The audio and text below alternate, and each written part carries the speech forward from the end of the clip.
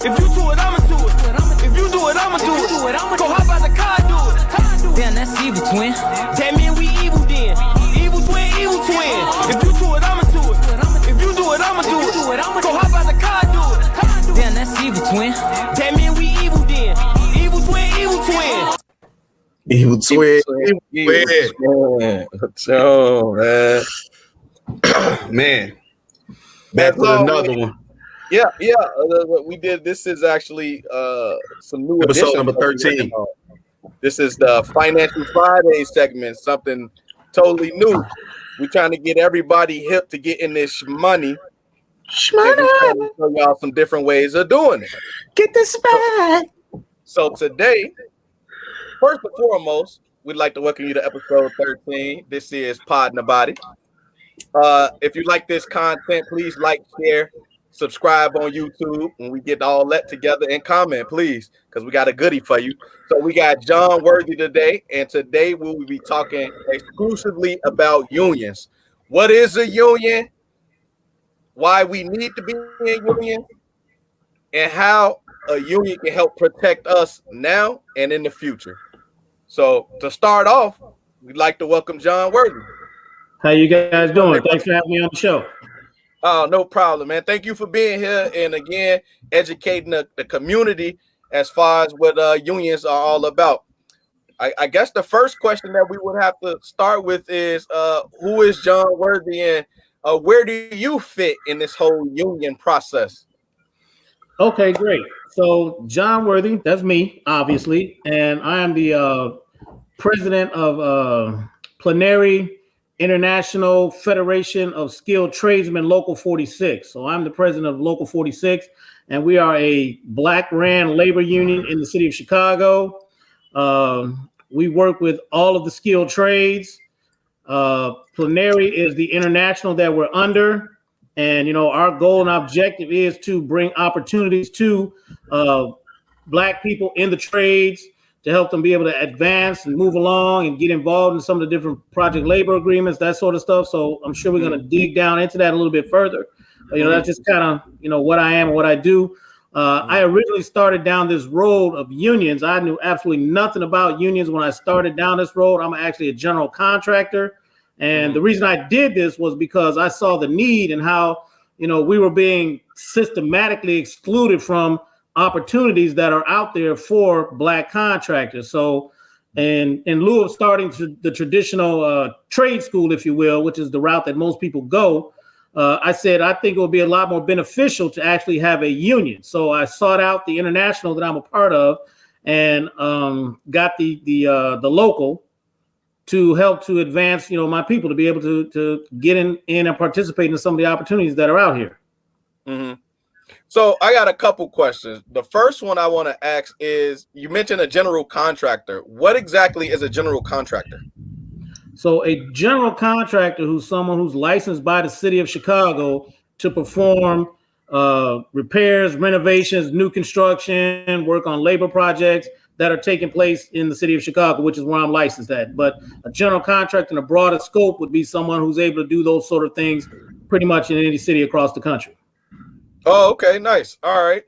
And what is the process to becoming a general contractor? What all you had to do? It's actually, believe it or not, relatively simple. Given that the city wants their money, you pay a fee to become a contractor, you get your insurance, and believe it or not, it's just that easy. You're a general contractor. The problem comes in, though, is that a lot of people go into this industry, have no idea about how to conduct themselves or do the trades that they say they're doing. And that's why you get a lot of people who are out there ripping people off, saying they can do work, doing bad work. So in my opinion, I think there needs to be a little bit more regulation as far as what can qualify you to become a general contractor. There should be some benchmarks and hurdles that you have to go over. It shouldn't be as easy as just paying a fee and getting a license. Okay. Yeah. To that point, I was going to speak to, I do a dibble and dabble here in real estate. And I had met one guy, I forget what I forget what the place is now, but I met a guy who's a general contractor, and he was saying basically the same things that you're saying, how, all you had to do was really just go downtown, pay for it, make sure you got your insurance and everything, and that the state or the government actually give you contracts where you can like go out to certain places, and then they'll pay you good money to, you know, put light bulbs and renovate certain properties and everything. And so he was telling me the same thing as far as, you know, getting together with a general contractor. Do you think that is something that would be beneficial to a lot of African Americans? I mean, I know you said it's easy to get it, but do you think it would be beneficial if a lot of people went out to get a general contractor's license, especially if you're someone like myself that's in real estate? Well, I think just having the license in and of itself doesn't really qualify you to do what you're trying to do, because Right. if you have no knowledge of that industry, just having the license is really not going to benefit you at all. And a lot of general contractors, they don't really know how to do the work. They just subcontract everything out. But as it pertains to unions, it's an entirely different ball game, because, and you spoke about city contracts. So in any publicly funded project, city, state, county, or federal, the Department of Labor requires that a certain percentage of that work go to set aside contractors, minority contractors. And that's really a term I hate to use, minority, but in the context of the conversation we're having, I'm going to go ahead and just use that, minority contractors. So the problem comes in where if you are a minority contractor and you're not signatory to a union, that kind of excludes you from being able to bid on that work. So what happens is, let's say you're doing a bridge repair and you say, okay, it's a publicly funded project. We have to have 30-40% participation by minority contractors. So you send out bid requests to 5 contractors. But the problem comes in is that those 5 contractors that you sent those bid requests out to, they're not qualified to do the work in the first place. And you know that when you send it to them. So now what happens is they turn around and say, okay, well, we sent it out to 5 contractors, couldn't find any that are qualified. So now we need a waiver. So what ends up happening is they get a waiver saying that we didn't find any qualified black contractors. So now there are no black contractors on this project. But if they were a union, which we have, that represents minority contractors and minority labor, there would be one phone call that would have to be made to that union to say, hey, we need some contractors that are qualified to bid on this project. Here they all are right here. So it's really kind of a shell game that works out so that we are kind of systematically locked out of these type of projects. And when it comes to that sort of thing, it's a, how can I put it? It's systematic racism, yes, but it also is the illusion of inclusion. Yeah. What I mean by that is it makes us think that we're involved in the project because they're saying we have to have minority participation, but there's no minority contractors on the project. Yeah. So Well, how are we included? wait, is it no minorities or is it no black people? I see a lot of minorities on some of these work sites. Well, you know, I'm put it like this. I'm all about what's in it for the black people. I'm not saying everybody else shouldn't get their piece, but we should definitely be getting our piece. So if we're not getting our piece, how's that benefiting you, me, and everybody else that looks like us? Not taking nothing away from any other ethnic background, but there are a lot of qualified black contractors in the city of Chicago who are not afforded the opportunities to be on these projects simply because they're given the illusion of inclusion and being systematically excluded out of the process. When the Department of Labor says you have to have us on the job. So when you say union, right, the word invokes a togetherness, right? So you're talking about a collective of individuals. Would you say that's what a union basically is? A collective of individuals coming together with a common goal, these individuals being tradesmen that are looking to get whatever contract work that is available, so that and as a together as a union, you are able then to have power so that you can go out and go get those contracts. Is that what a union is all about? Okay, so yeah, that's a great question. So let me break it down to you in the simplest of terms. A union is a advocate for the worker. We are the collective bargaining agent for the workers. The union represents the workers, not the contractor. People often think that it's all about the contract. It's not. My only mission, job as the president of a labor union is to ensure that my members are working. So with that said, unions go out and collectively bargain on behalf of the labor force. So let's just say you're Bob Jones, you're the contractor, or you're the company. If your labor force says that they want to have exercised their right under the Department of Labor to collectively bargain, and they choose this union to be their collective bargaining agent, and they sign documentation to that effect, you as the owner of the company have no choice but to enter into a collective bargaining agreement and negotiate with us. I'll give you a perfect example of that just happened recently with Amazon. So what they were petitioning for with Amazon was to start a union. In order for them to do that, they had to go to the members or the workforce for Amazon and say, hey, we're the union. We want to come in and represent you to help exercise your rights to collective bargain, to make sure you're getting fair treatment in the workplace, make sure you're getting the compensation you should, all the benefits and everything you need to get. If, in fact, they had been able to pass that vote and they said, hey, we want to be represented by whatever union was there trying to represent them, Amazon would have no choice but to negotiate with them, because under the Department of Labor laws and guidelines, if a workforce says that they want to be represented by a collective bargaining agent, you as the employer have no choice but to negotiate with that collective bargaining agent, which is what a union in fact is. So yes, to your point, it is unionizing, meaning union coming together, but it's for the sole purpose of benefiting the labor force. Okay. That's one of the things that plenary, one of our fundamental principles, is to work to help to advocate on the behalf of not only members of our organization, but people who are members of other unions who've been discriminated against. Because a lot of times, just because you're a member of a union don't mean you're getting treated fairly. Remember what I said, the illusion of inclusion.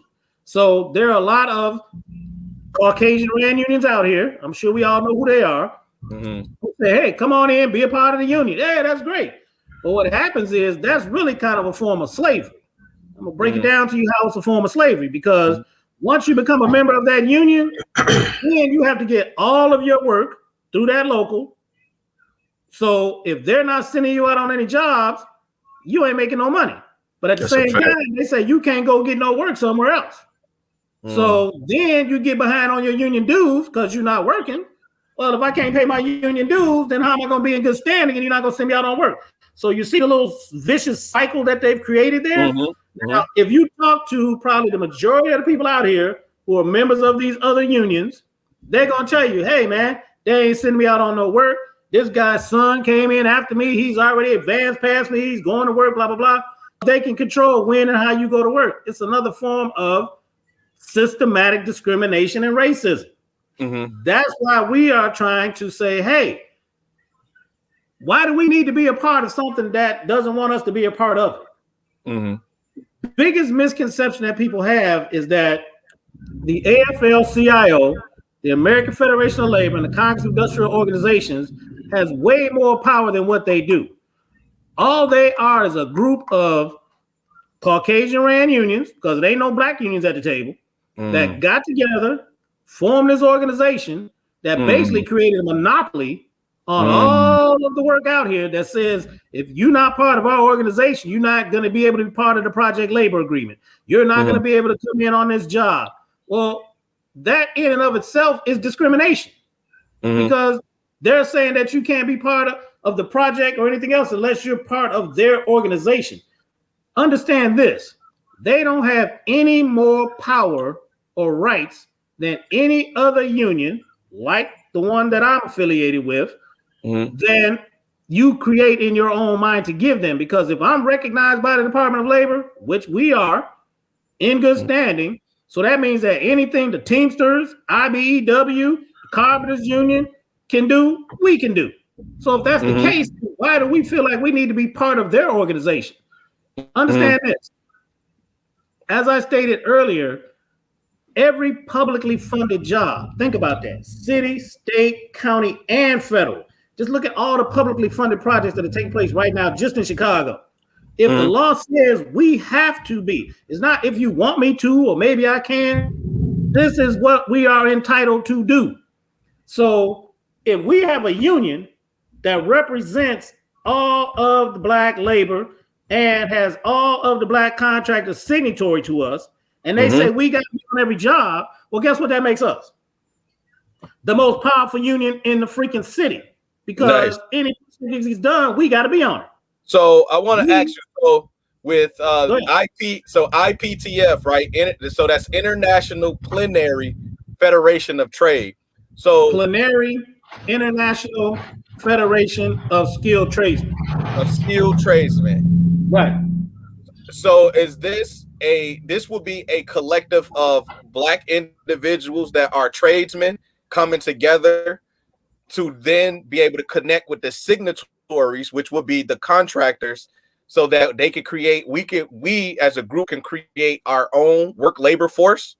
Is that what the mission of the IPTF is? Yes and no. So Plenary, we don't just represent people in the construction trades. They have people in the hospitality, in retail, all of those different sectors can fall. That's why it's a federation of collective organizations. As it pertains to construction, we are working with people in the skilled trades to afford the opportunities to them. So I focus on that because that's the area that I'm in. I'm a contractor, so construction is what I do. So that's why I look at everything through that lens. So yeah, I got you. I got that. And so going into a little bit, so this right now is you called it Local 46, but then you also mentioned it being international itself. So what's the difference between an international and a local union? Great question. So the international is basically the governing body that creates the bylaws and the standard operating procedure and all the things that the locals adhere to. So for example, the Teamsters, there's the International Brotherhood of Teamsters, Local 22 or whatever. They're just a local union under the umbrella of that international. That international creates the guidelines, the bylaws, and everything that puts the structure together for how the organization runs. So by it being an international body, that means that they can go and start a local pretty much anywhere in the world. We can go to Ghana, we can go to Belize, we can go to any of those countries and organize the people. That's what it starts with, is with the people. The people are what gives unions their power, because if the people say this is what we want and we're exercising our rights to do this collectively, then you can't stop them. I'll give you another example just to bring it a little more local.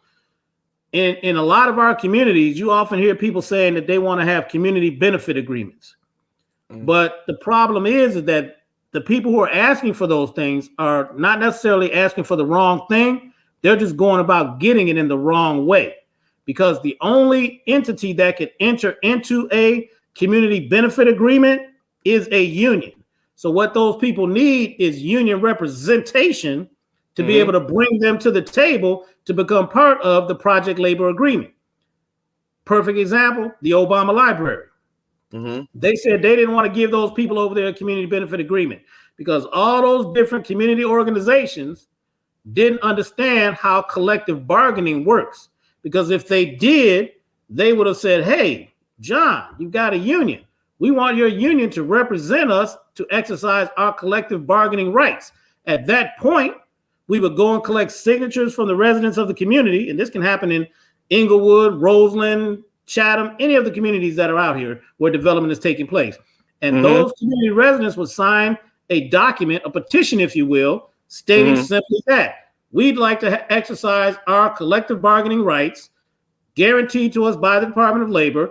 And we want this entity, Local 46, to be our collective bargaining agent or collective bargaining advocate, if you will. At that point, once those signatures are collected, you now have the power to go to those people who are doing the developments, the Obama Library, because you can't tell me they're not going to use no union labor on that project, even if it's private or public, doesn't matter. It's going to be union labor.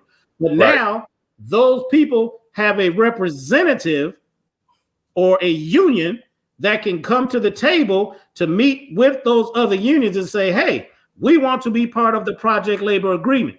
The project labor agreement is like the master agreement that says, here's all of the entities that are going to participate in this project and how they're going to participate in it. It could be something simple as saying, you know what, we're going to bring the community residents in those residents that are skilled labor will use those in those capacity. But those people that are not, that are community residents, there are other jobs and things they can do that don't require them to be skilled labor. But what it does is it affords the opportunity for people in those communities to participate in projects that are taking place in their communities. If you go out to the South suburbs, there's all kind of work that's taking place out there under the county, the state, the Fed, HUD, that if those people in those communities say, hey, we want to collectively bargain and be represented by a union, now you have the power. See, but we don't understand how that works for the most part. That's been our problem. Quick question. Hold on, quick question. So there's two things that stand out about this conversation that personally it makes me feel a way. When you say are you like the first black union? Because it comes across like you are all black union. Are you one of the first all black unions, or is just in Illinois, or how does that work? Okay, so a couple of things. Let me just clarify. We are not a black union. Okay. Because to say that we're a black union would mean that we discriminate and exclude other people based on race or ethnicity. What we are is a black RAND union. They have Italian RAND unions. They have Italian RAND unions. They have Irish RAND. The Teamsters, they all Italian. It's run by that ethnic group. We will take in anyone of any ethnic, race, background, whatever. We don't discriminate at all. It's just that the union is ran by black people. So I just want to make that clarity. All right. Now, are you... So to answer the second part of your question, there have been other people who have put together other black RAND unions. Okay. However, the problem has been is that it hasn't been something that people have been sincere about trying to do to see to benefit the people at the end of the day. And that's oftentimes the problem that we have as black people, and we all black, so I don't have a problem saying that, is that we have poor leadership.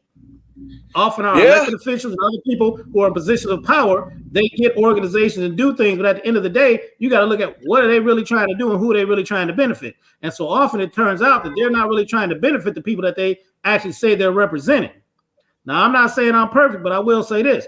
I've never gotten a dime for what I do. The average union president's salary is 6 figures. Ask me how much I make. 0. You know why? Because my goal and my objective right now is to see that my people can benefit from what I'm doing. So if I say, oh, any money that comes in, I'm sucking it out for a salary, that's not really me trying to help people. That's me trying to get paid. I got a job every day.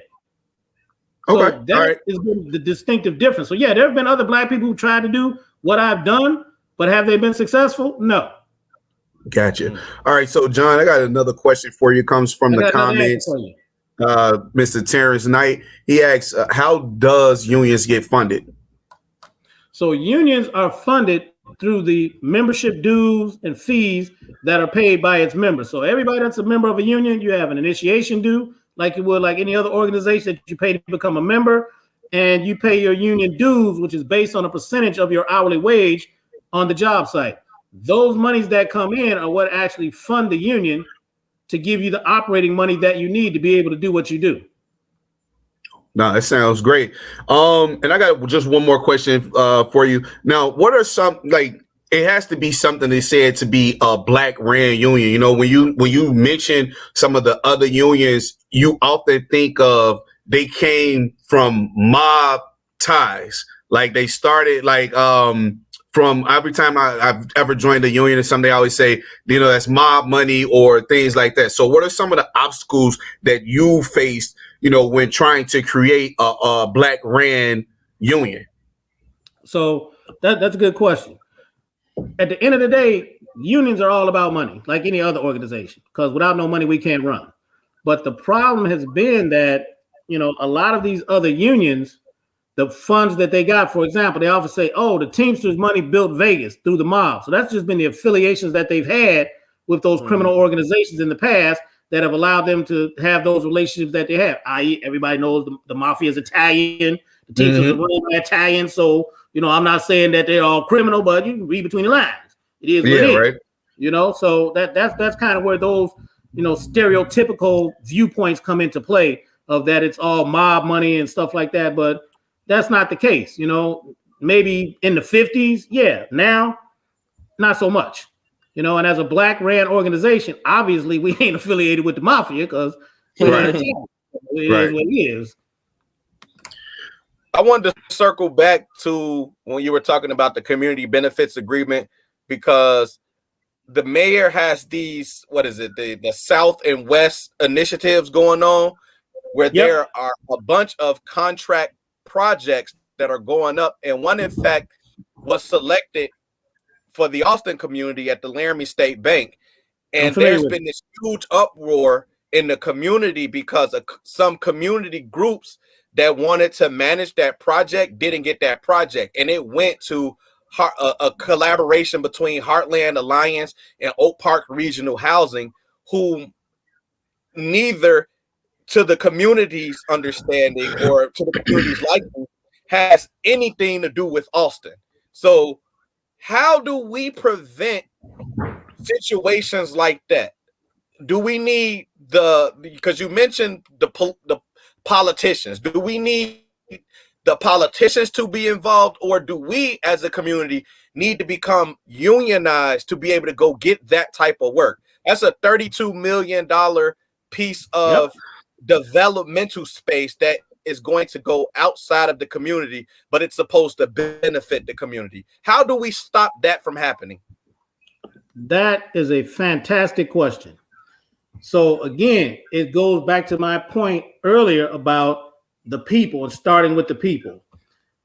One of the things that really irritates me more than anything else is when I see community leaders and reverends and people like that getting all in the uproar and marching people down to a job site with their picket signs and everything else, said, we want to be on this project. You know, open the doors up to Black contractors, give us opportunity. The problem with that is severalfold. Number one, if they said, okay, everybody's standing out here with a picket sign that's qualified to come onto this job site, meaning that if you're labor, you're part of a union in a Department of Labor approved apprenticeship program. If you're a contractor, you're signatory to a union that's part of the project labor agreement. Put your sign down and come on in. 99.99999% of them will still be standing there holding the sign because they're not qualified for what they're taking them down there to do, because they don't have union representation. Now, if what happens is they'll pull that reverend or that guy to the side and say, hey, you know what, Rev? We're going to cut you a check for your church, your organization. Don't come back. So what happens is that reverend or whoever took them people down there, he gets a lot of positive press because on the surface, it looks like he's doing something good. He gets a donation to his organization, and the people with the signs get some exercise because they get to walk down there with their sign and they get to walk back. Now, let's look at it like this. They said they get some exercise. That's what they get. Now, check this out. Man, that was cold. If those people really, truly wanted to see them benefit and be part of that project taking place in their community, the first step they would have took was they would have got a community benefit agreement, because they would have got together collectively, signed the petitions saying they had a collective bargaining agent, a union that's going to represent them. Then we would have went down to the alderman's office with those 500,000 signatures, however many it is, and say, hey, Mr. and Ms. Alderman, here's signatures from 500,000 of your constituents that say that they want to have a collective bargaining of a community benefit agreement so that they can participate in this project taking place in their community, and they have a collective bargaining agent that's qualified to sit down at the table with the unions that are doing this project as their representative for the community to become part of the project labor agreement. At that point, if they still said, oh, we don't got no room for you Black people, well, guess what? Now, because they have that, as the president of the labor union, the first call I'm gonna make is to the Department of Labor and say, hey, they're denying my membership the right to work. By law, if I make that call, the Department of Labor has to send someone out within 24 hours to investigate. So see, again, the power comes to the people. But if you don't understand how and the power of collective bargaining, you're never going to make that happen. You go back to the scenario of the people marching down there with the signs, getting their exercise, the dude getting his donation, and everybody going back home at the end of the day, and it's a media moment and nothing happens. Man, so I'm very pleased with the projects you guys are talking about, and we're actually trying to get in touch with and get out there and work with some of those people, not only in the Austin community, but with the project taking place in Inglewood, and there's another one, I can't remember where it's at, but if we can organize, which has been the hardest thing for us to do, and work collectively together, which is what collective bargaining means. But that means that as Black people, we got to collectively say, hey, you know what? Everybody check your ego at the door, and let's look at what's going to work out the best for all of us as a whole. We can be on all this stuff. But until we do that, it's never going to happen. So to answer your other part of your question, yes, you need the politicians on your side. But remember, politicians, their number one job once they get elected is to get reelected. So if you come in there with 500,000 signatures of registered voters that say they want this, do you think they're going to say no? I don't think so. They ain't going to turn it around. No, they ain't going to turn it around. Somebody in who will. No, so yeah, that definitely comes into play. Absolutely. But you got to be organized, man. That's the one thing that we haven't figured out is how organization benefits us. Look at every other race out there. They're doing their work. The Irish did it. It worked for them. The Italians did it work for them. And now, you know what? The Hispanics are starting to understand that. Yep. They are starting to collectively figure it out. So the next step for them is going to be, they're going to say, hey, you know what we need? We need a union. Bam. Now you're going to have a Hispanic union. Now you're going to have a Hispanic-led union. And exactly.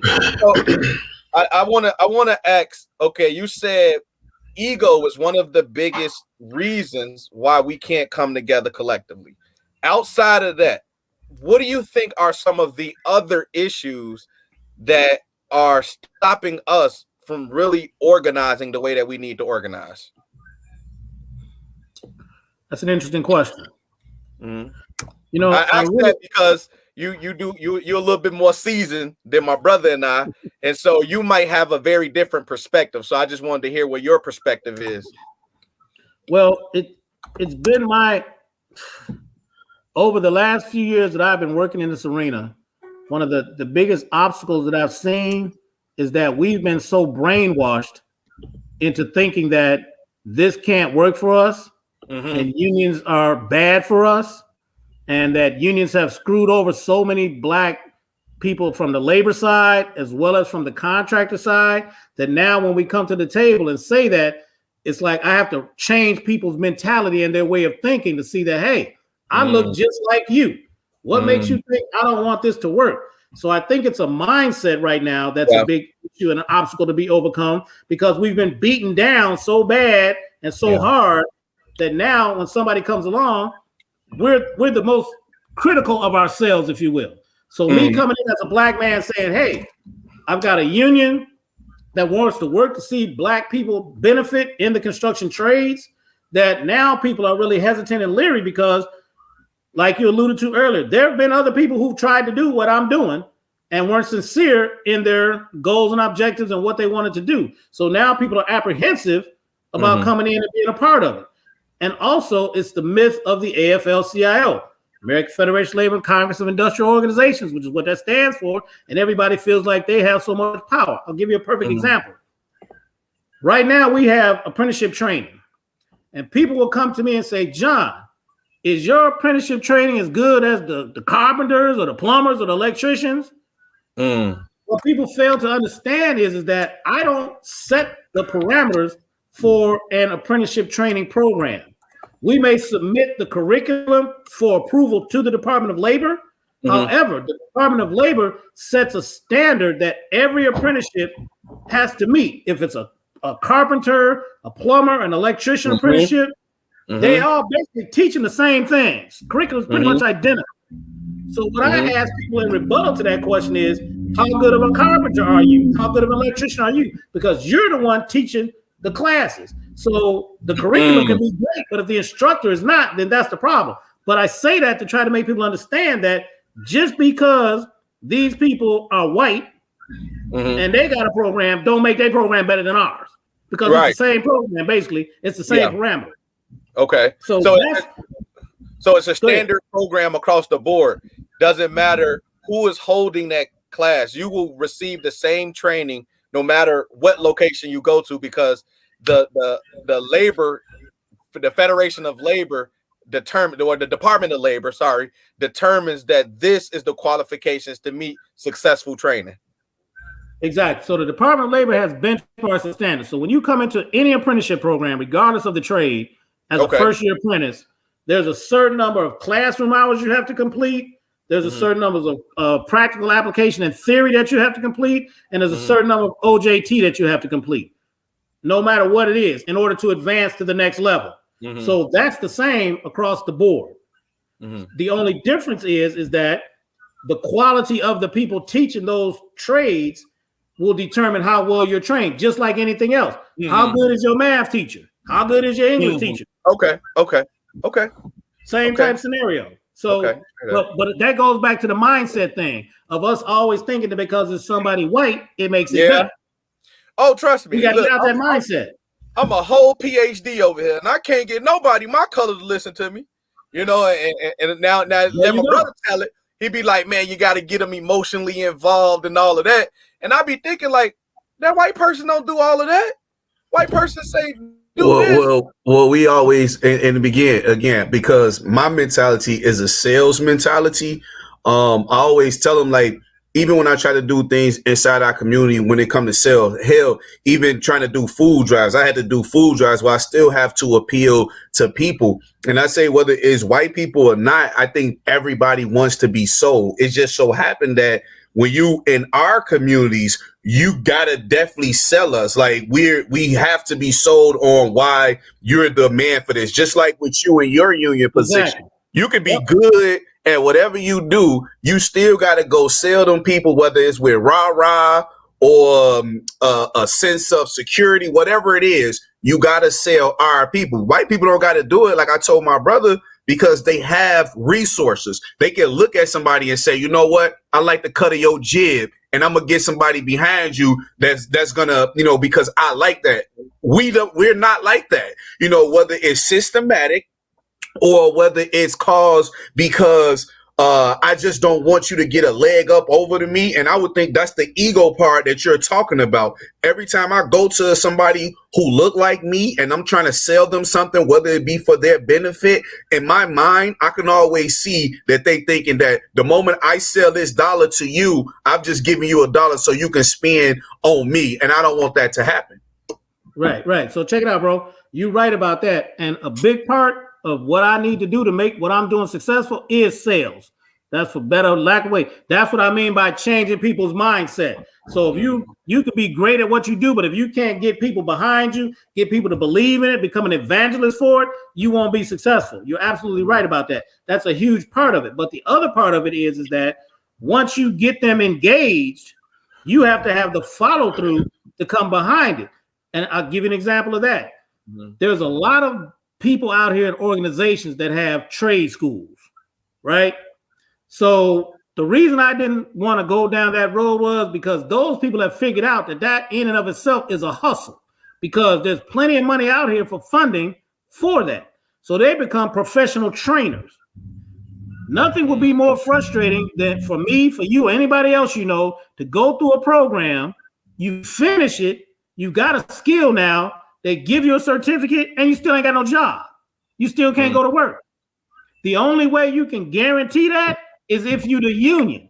Because when you go into a union apprenticeship program, you go to work. Because part of your job is OJT. That's where it comes back to the contractors. Because let me back up for a second. So when I started down this road, I have a military background, right? Everything I look at from that viewpoint. So when I started down this road, I said, I got to build two armies.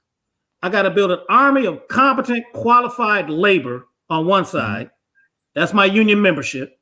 Then on the other side, I have to build an army of qualified contractors who can hire them.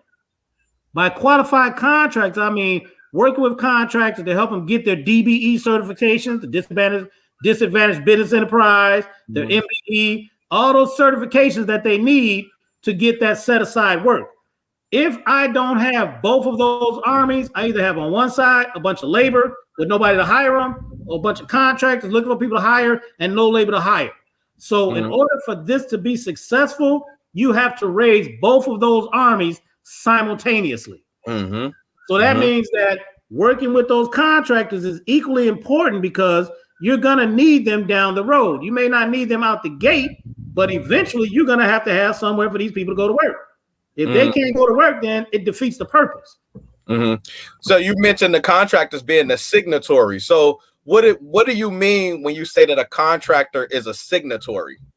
So in its simplest of terms, let's say you're a contractor and you have a labor pool that has said to you, we want to have this union represent us as our collective bargaining agent.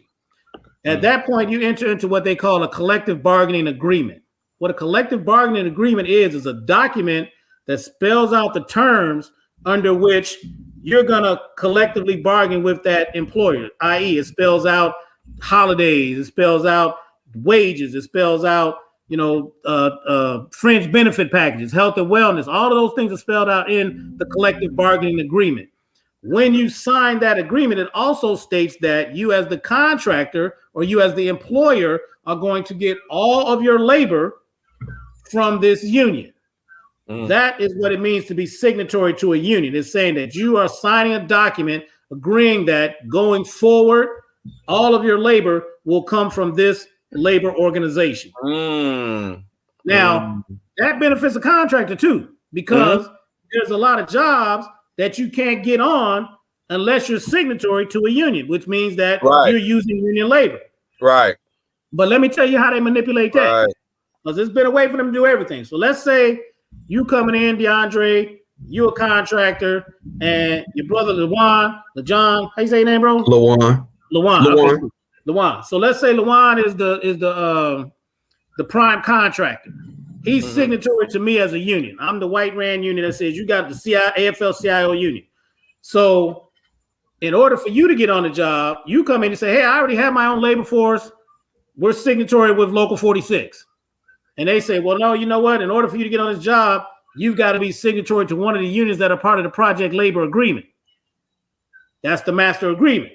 So if you're already represented by me, then they can't force you to be part of that other union. So what they'll do is say, okay, you know what? We're going to say, take you in, and we're going to make your members part of the project labor agreement, which will never happen. Or they're going to say, okay, DeAndre, you're coming on to the project and you're not signatory to a union. So what we're going to do is we're going to make your guys temporary members of our union for this project. The disadvantage to your workforce is that, remember, if you're on a union project, you got to pay into their annuities. So that means you're making a contribution to their pension. You're paying into their health and wellness benefits. So all that money that you as the contractor are paying is going to that union that your labor force is only a temporary member of. So that means that they'll never see those benefits because once that project is over, they're no longer in that union. Right. Wow. Or they'll say, okay, DeAndre, we need to get a minority contract in order to meet our set aside requirement, but you don't have any labor. You subcontract everything out. So they're going to turn around and tell you, okay, you know what, DeAndre, all your labor has to come from the union that is part of the project labor agreement. What that does is it allows you as the contractor to come on the job, but now there's no black labor. That goes back to the point you said earlier about you see a lot of minorities on the project, but they're not black.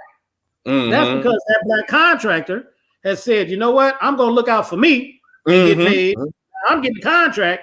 I ain't worried about bringing all the brothers along with me as part of my labor force. So I'm just going to go ahead and let these guys that are part of this other union come on to the job. So now you got a black contractor with an all-white labor force because that union that he's become signatory to for that project, all their labor is white. So you see how the game works? Now you got the black contractor meets the set-aside requirement, but he don't have no black labor because all his labor came from the other union. Or if he does, and he's not signatory, they said, well, we're going to make your guys temporary members, which still don't benefit your guys because they're not going to reap any of the benefits of being part of that union for that project. Because in order for your health benefits and everything else to kick in, you got to work a certain number of hours. So if you don't get those hours in, you don't get those benefits. So you basically, DeAndre, are just giving them a kickback, for lack of a better way to put it, to be on that job site. That's not benefiting nobody. That's what happens every single day. Every day in the construction industry. And until we understand that by collectively bargaining, we don't need to be part of those other unions because we can come in and say, hey, we represent all the labor. Now we can bring in our own prime contractors who can then hire those subcontractors downline. Wow. But in order for that to happen, we got to understand that if we don't work together, it's not going to happen. And everybody got to hold the line. And as long as you got those people that are willing to say, I'm only looking out for me, and I know the contract, I ain't trying to call nobody out on your show, but everybody knows, because when you drive around and you look at these sites, you see the same signs out with the same contractors on all these jobs that are black, and you look at the labor pool and ain't nobody on there black. You got a bunch of Hispanics, you got a bunch of white people, you got everybody but black people. Come on now, let's keep it real. That's what happens every day. But like you said, the only way we really gonna save ourselves is we build for ourselves, and that's in every industry, right? That's in construction, that's in in these community-based organizations, where all the people working inside are black, but then the head is white, So we have that in so much in society in different facets that until we again collectively come together and recognize that only us can save us, we're going to be in the same position over and over. But we also have to be educated. So before we even end this, because we still got some time, I do want to thank you again for coming on and being able to educate people who may not have ever been versed in what a union is used for and how it can actually benefit us and why we need to start coming together, even if it's not a union, come together collectively to make things happen in our community. So I appreciate you giving us some information and knowledge on that. Right. And one other thing I'd like to touch on real quick is with regard to projects that are taking place. In every HUD funded project, there's a certain amount of money in there for training. So unions oftentimes will create projects in order to fund their training programs and ensure that their members are going to work. So to your previous point of us funding and doing stuff ourselves, as a union, we have the ability to create projects. So let's say, for example, Allgale Gardens, grab something out the air. If we went out to Allgale Gardens and say, hey, you know what? We think that if you guys added a solar component out here, it would really benefit the residents of Allgale Gardens. And they say, you know what? That's a great idea. They then go back to HUD and say, hey, HUD, we want you to fund creating a solar farm or solar panels out here in Allgale Gardens. That's a HUD-funded project. And this union is going to be the union to come in to provide the labor for that project. So you see, unions create projects. That's how they create the money for them to do what they're doing. But at the same time, once you build up the membership and your dues build up enough, then the union can actually fund projects themselves. So let's just imagine, let's say we built this union up. We got 200-300 members in here. Cash is flowing in. And we say, hey, you know what? We want to go to Austin, or we want to go to Inglewood, or we want to go to Roseland. We want to build a large housing facility or a large whatever. The union can fund that project. That does a couple of things. If a union funds the project, well, guess who's going to be working on the project? The union membership. What contracts is going to get the bids? The contracts that are signatory to us. Guess who's going to benefit from the project? The people who live in the community, because you got community benefits agreements with them and everything else. So now we're self-funding what we're doing in our own communities. Until we can understand the concept of self-funding what we want to do and create a mechanism to do that, nothing's going to change. And HUD is a prime example. The Section 3 program with HUD. The Section 3 program says that any HUD-funded project, there is a provision in that project that says anyone that lives below a certain income level, anybody that got a Section 8 voucher, that's within a certain distance of that project, they have to provide the opportunity for them to come onto the project in a training capacity in a friendship for the union that's part of the project labor agreement. So just imagine if it's in our community and HUD is funding it, everybody out there got a Section 3 voucher.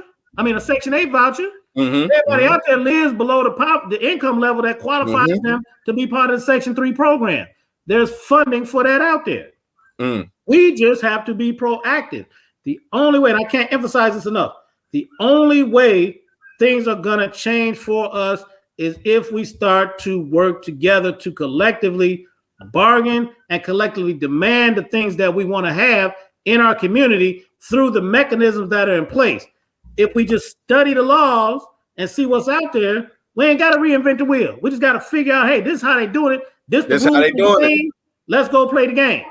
Absolutely. I like what you said about the union funding the projects that then the contractors that are signatory to that the community members will be a part of because they're part of collective bargaining agreement. I love that whole idea because it brings me back to vertical integration of a business and how businesses will take a company and utilize it by getting rid of its distribution channels and other means so that you just trimming the fat. You getting rid of the middleman. So essentially, you coming into this thing with a business-like mindset that can really help not only put money into our pockets, but also protect us so that in the future, we could create essentially sustainability, which is what I'm all about. I love the idea of us creating sustainability through business-like applications. And what you're talking about, man, just it really gets me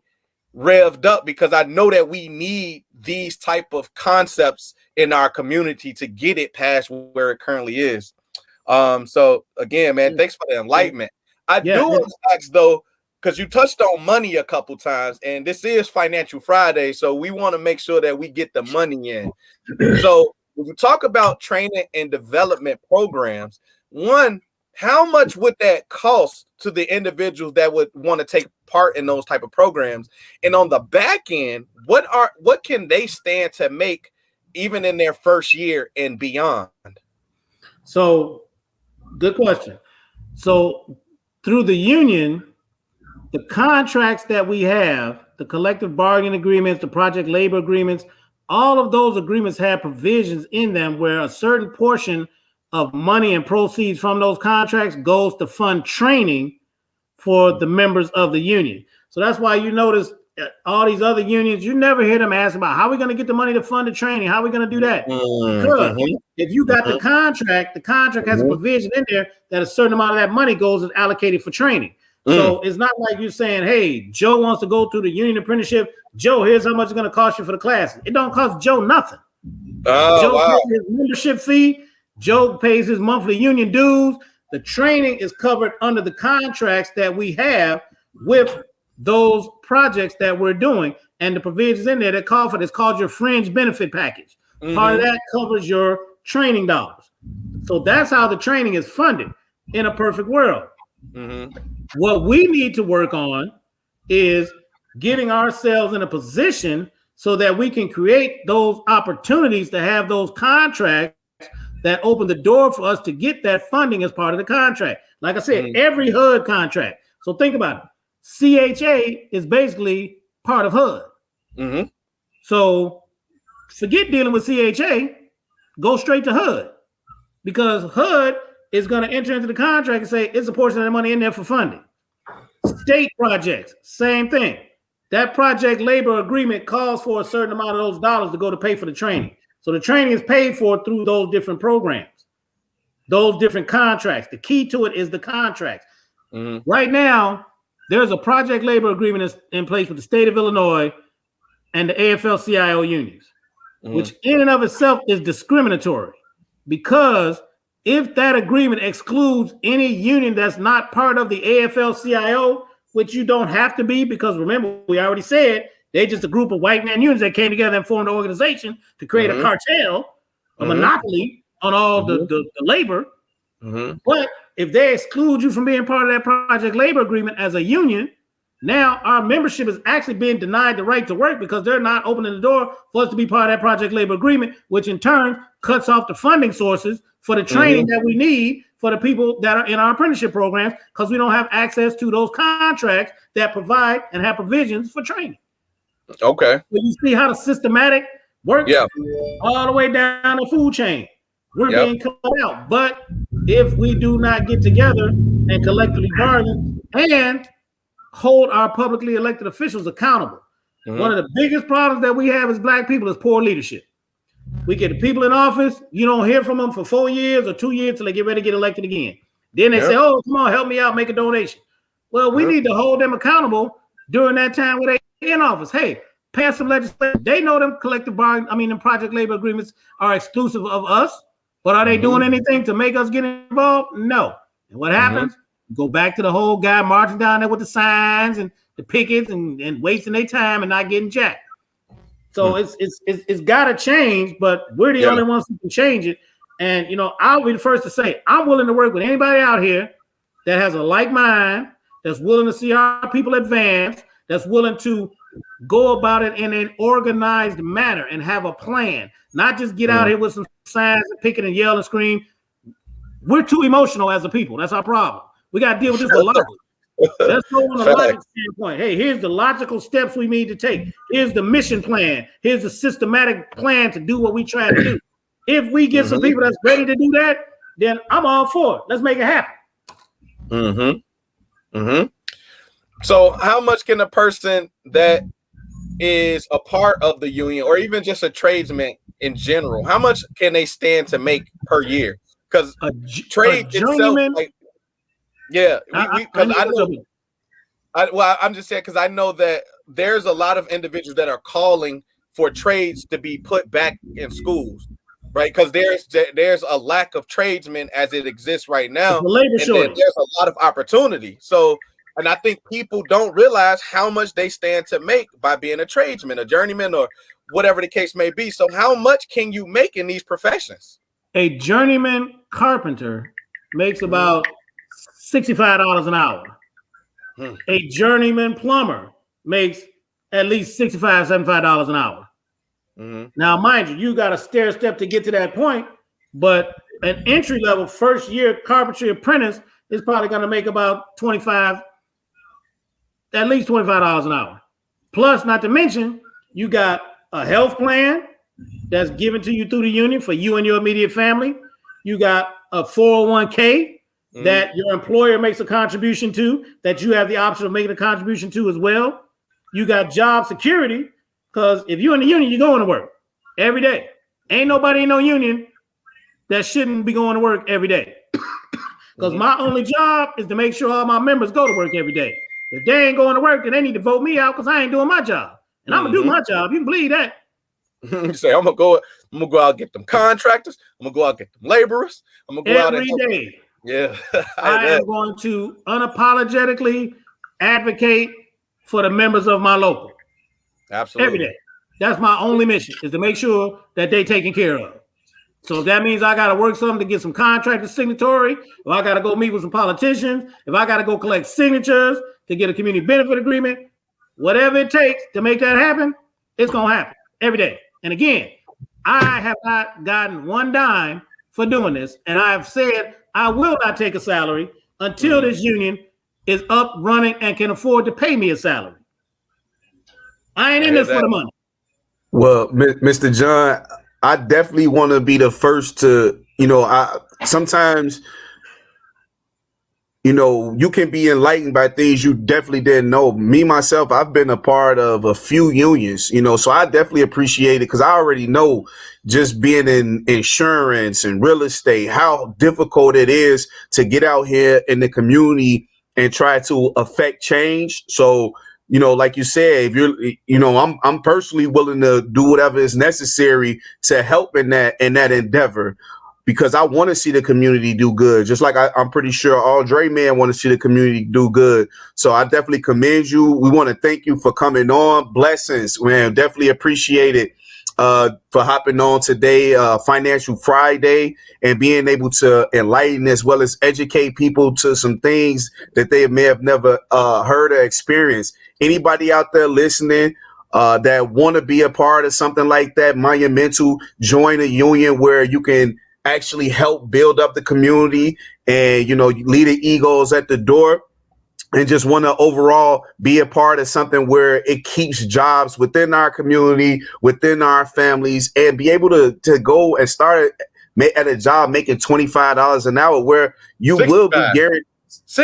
We're talking low end. I know that's top end, but he said, entry level. Okay. I'm talking entry level. Everybody ain't coming entry level. I feel you, right? Right. Yep. Starting off and being able to just, get your skills up and take care of your family. Definitely get in tune with Mr. John Worthy. Is there a link or something that if anybody's interested, they can reach out to you at? Yep. So I'm gonna give you the email that people can reach me at. All right. Before you do that, I want to make sure I put it get it down. What is it? The email? It's officials@iptfederation.org. And while he's typing that in, I just want to thank you guys for giving me a platform to come out here and talk to your audience about what we're doing with the union, the opportunities that are out here. We can make a difference. Not just what we're doing is monumental because this can create opportunities for kids that ain't even been born yet. Mm-hmm.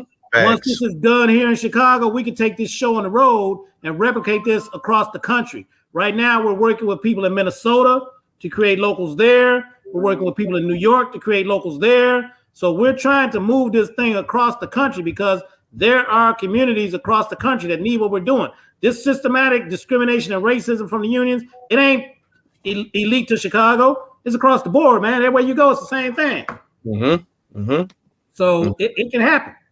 We can make it happen. So again, I want to thank you guys for giving me the opportunity to come out here. I know I get on a tangent, but I'm really passionate about this, man. Like I say, this is gonna help our people. It's gonna change and save lives because if we can get this going, all them guys out there every day doing that random, senseless violence and mayhem, we got another route for you. We got something for you to do. Yep. Those guys that's out on the corner that's slinging rocks all day, I'll take all of them. You know why? Because they got a great work ethic. They say, look, we're gonna show you some real slabs and we're gonna show you some real hammers. Come on now, don't play dude. I got a spot for you, bro. Come on over here. And we got all the tools you need. We got them all, baby. We got it all. Whatever you need, we got it. So, and we take in all the trades. So if you don't want to be a plumber, maybe you can be an electrician, maybe you can be a carpenter. We're gonna test you to see where you fit in. But we can make it work. And if you're a contractor and you're out there listening and you understand what I'm saying, you got the email, shoot me an email. So again, thank you guys. I really appreciate the opportunity. All right, thank you, John. So I'm gonna go ahead and appreciate you, man. For everybody that's paying attention to the comment, like, subscribe, share, follow on YouTube. Follow us if you're not already following us. We on Facebook. And as always, excuse our flesh while listening to our thoughts, charge it to the game and not our hearts. This is Poddin the Body. Y'all finished or y'all done? I ain't got no more talking.